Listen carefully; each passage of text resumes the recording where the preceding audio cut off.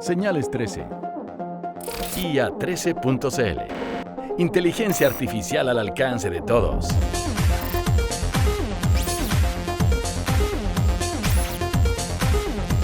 Dejo con usted al profesor Tochnik, de la Universidad Diego Portales, quien nos hablará de las cuestiones éticas relacionadas con la inteligencia artificial. Adelante, profesor. Gracias. Buenos días. Quisiera empezar con la cuestión general de la ética de la tecnología, es decir, de la tecnología en general, no solo de la inteligencia artificial, que es la siguiente. ¿Qué debemos hacer para que las máquinas que estamos creando beneficien nuestras vidas? Ahora, esta cuestión se plantea hoy en día con mayor urgencia, dado el desarrollo de la inteligencia artificial, del cual ya hablaron John y Pedro. Antiguamente, las máquinas eran bastante predecibles, porque poseían un rango limitado de comportamientos posibles y también porque operaban en entornos controlados, es decir, se sabía exactamente cómo deberían comportarse y si una vez fallaron, el daño no podía ser tan grande. Ejemplos de ellos son robots en una línea de fábrica o las aspiradoras robóticas. Tienen entonces un rango de comportamientos posibles limitado y operan en entornos controlados. Hoy en día, en cambio, se crean máquinas que deben operar en entornos reales, es decir, en entornos no controlados, y que, por lo tanto, tienen un rango de acción mucho mayor. Y ejemplos de ellos son los vehículos autoconducidos o lo que se suele llamar sistemas de armas autónomos. Y bueno, máquinas aún más versátiles se avecinan en el horizonte. Ahí tienen los ejemplos, el robot llamado Spot de Boston Dynamics, que ya vimos al final de la presentación de John. Fue este robot que se resbaló en unas cáscaras de plátano. Lo que no se vio en el video que mostró John es que este robot sabe levantarse después de resbalarse, sabe levantarse por sí mismo. Y bueno, también sabe lavar los platos, entre otras cosas. Y hay otro ejemplo, el robot Pepper de SoftBank Robotics, que se emplea en el servicio al cliente. La cuestión hoy en día, entonces, es cómo podemos asegurar que estas máquinas inteligentes se comporten bien, es decir, actúen conforme a nuestros deseos o principios morales. Y esta cuestión se divide en dos. Primero, ¿qué principios morales queremos darles a las máquinas? ¿Cómo queremos que éstas se comporten? Y segundo, ¿cómo podemos inculcar estos principios en las máquinas? ¿Cómo podemos asegurar que se comporten de ese modo? Ahora, ambas cuestiones son complejas. Con respecto a la primera, la cuestión de qué principios morales queremos darles a las máquinas, con respecto a esta primera pregunta, la situación es que las opiniones e intuiciones de las personas, e igualmente las teorías de los filósofos, difieren con respecto a qué principios deberían guiar nuestro comportamiento los unos con los otros y, por consiguiente, difieren también con respecto a cómo deberían comportarse las máquinas. Por ejemplo, piensen en el siguiente dilema. ¿Es justificable sacrificar la vida de un individuo contra su voluntad para salvar la vida de 10 individuos? O de 1000 individuos, de 1000 millones de individuos. ¿Bajo cuáles condiciones tal sacrificio sería justificable? Ahora, este problema se ha discutido recién justamente con respecto a vehículos autoconducidos. Unos investigadores estadounidenses efectuaron una encuesta por Internet y a nivel global en la que preguntaron cómo un vehículo autoconducido debería comportarse ante tales dilemas. Entre otros escenarios plantearon ahí el siguiente, donde hay un auto autoconducido que experimenta un fallo de frenos, entonces no puede frenar, no puede pararse, y tiene que elegir entre, o bien a la derecha, seguir adelante y dañar, probablemente matar a estas 4 personas y un perro en el pasaje peatonal, o chocarse con un obstáculo para pararse, pero así matar la persona dentro del vehículo. Y bueno, resulta que la gente difiere con respecto a qué debería hacer el vehículo autoconducido en esta situación. Y además hay marcadas diferencias entre los países con respecto a esta pregunta. Si quieren ver los detalles, ahí tienen el link para ver justamente el resultado de esta encuesta y las diferencias marcadas que existen entre los varios países del mundo. Ahora, cabe notar que este problema es hipotético. Dado que este tipo de situación es muy improbable, los ingenieros que están construyendo estos vehículos, de hecho, no se preocupan de especificar cómo el vehículo debería comportarse ante tales situaciones.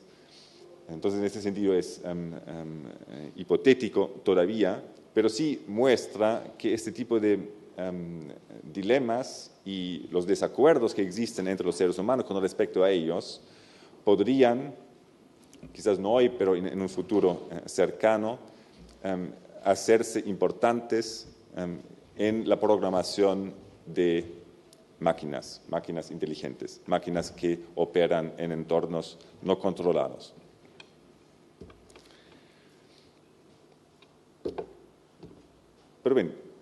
Pero asumamos, y con esto voy a la segunda cuestión, que sepamos qué principios queremos inculcar en las máquinas.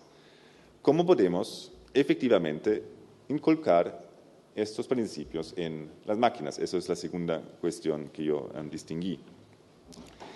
Se plantea aquí el problema de la ambigüedad del lenguaje humano, es decir, el problema de cómo traducir el lenguaje humano en lenguaje computacional. Para darles un ejemplo, si diéramos a las máquinas el principio de servir a la humanidad, ¿cómo las máquinas lo entenderían? Bueno, a primera vista, el principio servir a la humanidad parece bastante sensato y claro, pero si uno lo mira desde más cerca, uno se choca con este problema de la ambigüedad del lenguaje humano. ¿Quién cuenta como miembro de la humanidad? El debate sobre el aborto muestra que la respuesta a esta pregunta no es obvia. ¿Y qué quiere decir servir? ¿Quiere decir que la máquina debe hacer lo que los seres humanos desean? ¿O quiere decir que debe hacer lo que es lo mejor para ellos? Esas son 2 maneras de entender la palabra servir, y estas 2 maneras de entenderla no van a coincidir en todos los casos. Ahora, este es ciertamente un ejemplo extremo, ya que el principio servir a la humanidad está formulado en términos muy generales, ¿no? Entonces, uno podría tratar de formular principios más concretos. Sin embargo, el problema de la ambigüedad nunca se podrá eliminar completamente. Y de hecho hay muchos cuentos de ciencia ficción de Isaac Asimov y otros autores que tratan de cómo las máquinas podrían malentender las instrucciones que se les da. Ahora, dado este problema de la ambigüedad del lenguaje humano, se suele vislumbrar hoy en día una solución alternativa, a saber, no tratar de inculcar en la máquina un principio en términos generales, sino que hacer aprender el comportamiento esperado a partir de ejemplos, ¿no? A partir de ejemplos de buena conducta. Y esta propuesta se basa en este nuevo método de programación de las redes neuronales artificiales que explicó Pedro en su presentación, un método que ha sido tan exitoso como él mostró en muchos ámbitos, el reconocimiento de imágenes y otros ámbitos. Entonces, la idea aquí es como este método ha sido tan exitoso en otros ámbitos que quizás podría también ser la solución al problema ético, al problema de cómo inculcar o cómo hacer que las máquinas se comporten de manera ética. Entonces, la idea aquí sería de hacer la máquina aprender a través de una red neuronal artificial, a partir de ejemplos, cuál es la conducta esperada.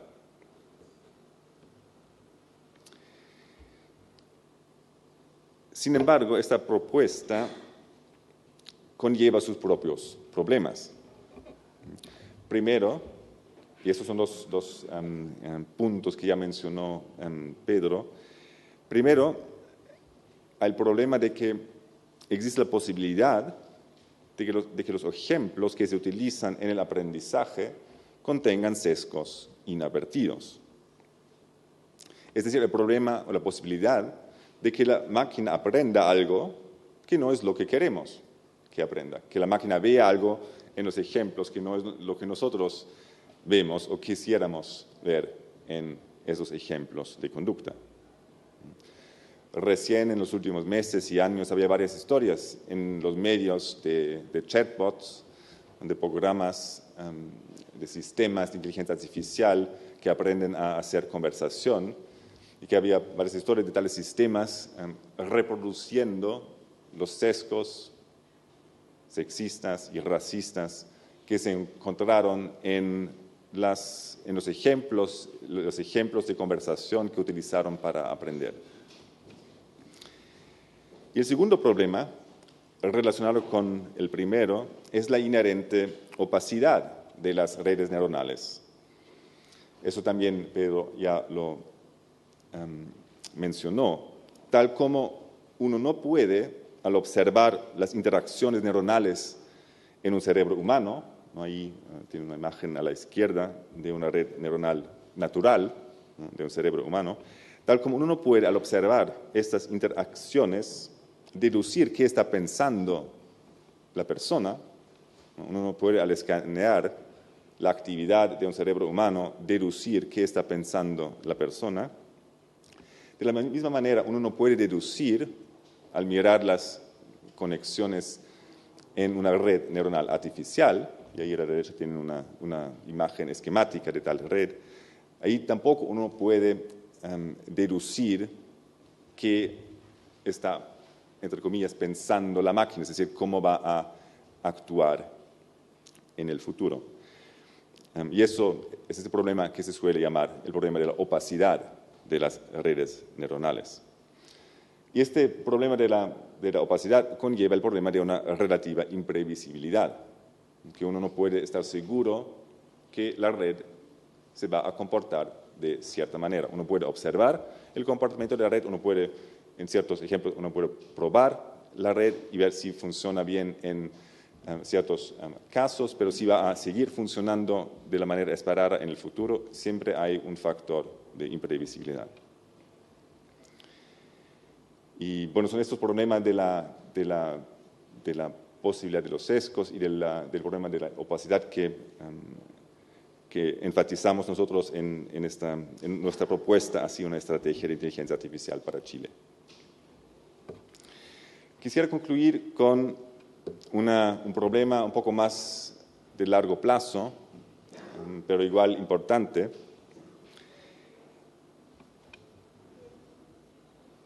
A saber el siguiente, ¿no? Los vehículos autoconducidos y otras máquinas que son capaces de operar en entornos no controlados se suelen llamar autónomos. No se habla de vehículos autónomos, de sistemas de armas autónomos.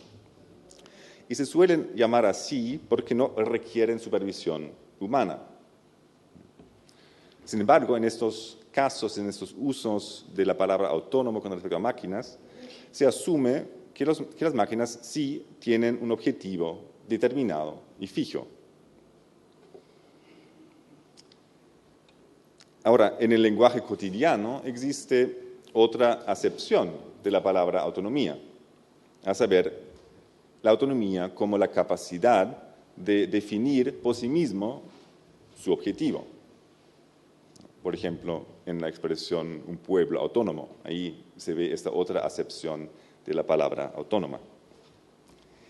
Ahora, la opinión predominante en la literatura sobre el futuro de la inteligencia artificial es que un agente artificial, un robot, una inteligencia artificial, no puede mostrar tal autonomía en ese segundo sentido, porque no puede cambiar racionalmente su propio objetivo.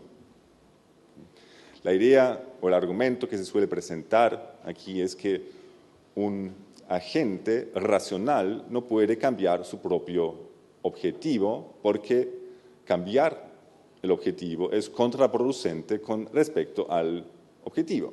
Por lo tanto, un agente racional si tiene un objetivo no lo va a cambiar, por lo tanto no va a mostrar este tipo de autonomía en el segundo sentido. Bueno, a mí esta posición me parece cuestionable. Yo pienso que una inteligencia artificial sí podría llegar a modificar su objetivo en la medida que desarrollara su comprensión del mundo. Es decir, en el proceso de aprender sobre el mundo podría llegar a la conclusión de que hay objetivos más valiosos, más importantes que los objetivos que se les dieron originalmente. Es decir, podría llegar a la conclusión que es más importante explorar el mundo o salvar a las balenas que hacer lo que queremos nosotros. Y con eso quisiera concluir. Muchas gracias. Muchas gracias.